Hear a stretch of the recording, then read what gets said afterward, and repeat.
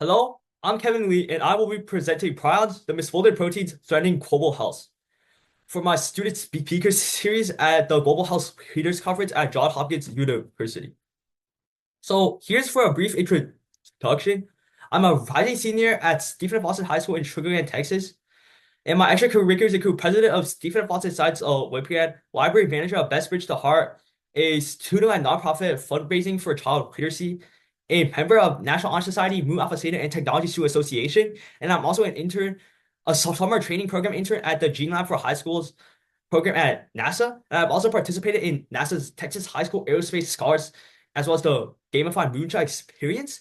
And furthermore, I love volunteer at Huaxia Chinese School as a student teacher, and I've also accumulated over 100 hours of volunteering with my school's YES program.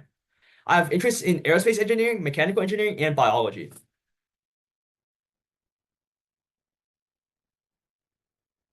So, why did I pick prions as my presentation topic? Well, I feel like prions are an overlooked aspect of global health, even though they are very deadly and can spread from person to person or animal to animal. So I feel like it is necessary to shed some light on this under-evaluated global health concern.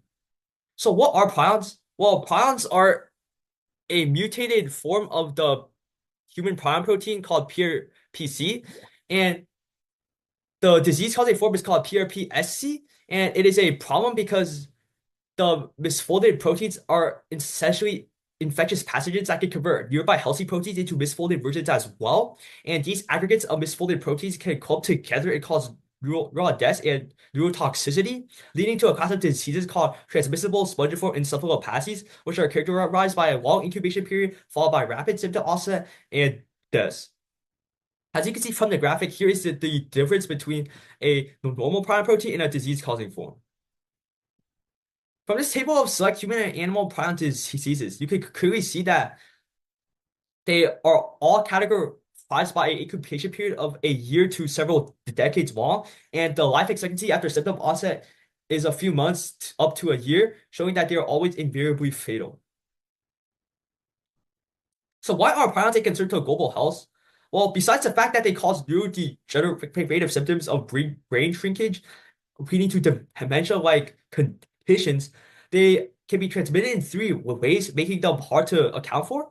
They can be inherited from genetic predispositions, sporadic, or acquired from external sources.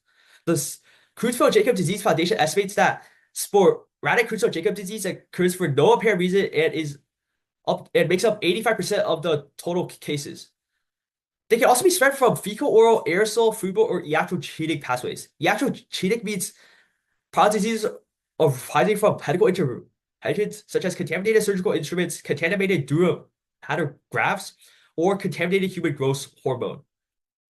They can also be spread in foodborne pathways because prions accumulate in the spinal and brain tissue of diseased and dead patients. This is illustrated by the bovine spongiform encephalopathy or mad cow disease outbreak in Britain in the 1980s and 1990s, where 178 people died from eating beef that was contaminated with the spinal tissue of cows with prions. And this caused a global health panic and a ban on British beef exports. Another example is the disease Kuru among the 4 people of Papua New Guinea who suffer from a prion disease due to their tradition of cannibalizing the brain and spinal tissues of the deceased.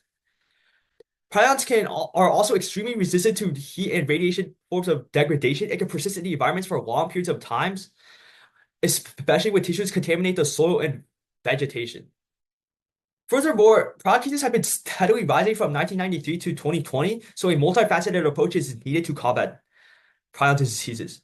As you can see from the table, data collected from 32 countries with accessible surveillance data shows that from 1993 to 2020, cases of all prion diseases as well as sporadic Creutzfeldt-Jakob diseases have been on a consistent positive trend, rising from 506.4 per year of all prion diseases to 1,338.2 per year in 2011 to 2020. And the sporadic Creutzfeldt-Jakob disease cases rose from 431.4 per year in 1993 to 2000 to 1,201.4 per year in 2011 to 2020. Further complicating things is the fact that most prion disease surveillance is conducted in high and upper middle income countries, while lower income countries in Africa and Asia struggle with the necessary infrastructure for proper reporting and diagnosis of prion diseases, we need to undercount the true prevalence of prion diseases. So an international effort is needed to track down prions and get a better grasp of the global prevalence. So how are prions diagnosed? Well, prions are mainly diagnosed by biopsies of brain tissue, autopsies of dead patients, MRI scans of the brain, or spinal taps. Analysis of family genetic history for specific prion-causing genes is also a valid method, as well as real-time quaking-induced conversion, which, according to the Creutzfeldt-Jakob Disease Foundation, has an accuracy rate of up to 85%, and directly finds prions working in spinal fluids and tissue. So what are some solutions to the prion threat? Well, one potential solution is clearing of infected land, otherwise known as controlled burning. And while this solution is effective in the short term, there are concerns about environmental damage and the efficiency. So there have also been the novel drug and gene therapy proposed. This involves drugs such as HPA23 and Congo Red, which can bind to prion proteins and arrest their misfolding and aggregation. And they are also new pathways such as lower PRP gene expression, promoting protein degradation, as well as blocking the new toxic pathways. Other scientific research involves vaccines, where a 2015 study tested a salmonella-based oral vaccine in deer, where 1 in 5 vaccinated deer survived for over 1,000 days after prion exposure, illustrating hope for the future. Of greater interest is the CHARM solution, which is a compact gene sizing tool targeting prion protein genes using zinc finger proteins, activating the DNA's own methylation to shut the genes off.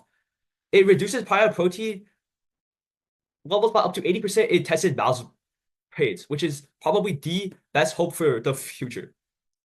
So in conclusion, prions cause fatal neurodegenerative diseases by causing healthy proteins to misfold and causing aggregates. And cases of prion diseases are rising across the world, and prion diseases are often underreported in surveillance programs, especially in lower income countries in Africa and Asia need improvement.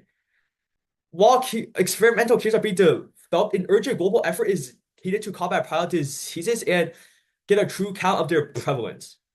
Here are the references I used to create my presentation. And I'd like to give a huge thank you to my AP biology teacher, Carl Burrows, my family, the Creutzfeldt-Jakob Disease Foundation, and Johns Hopkins University for making my presentation possible. Thank you to the audience for listening, and here is my contact information, including my email and LinkedIn. Thank you.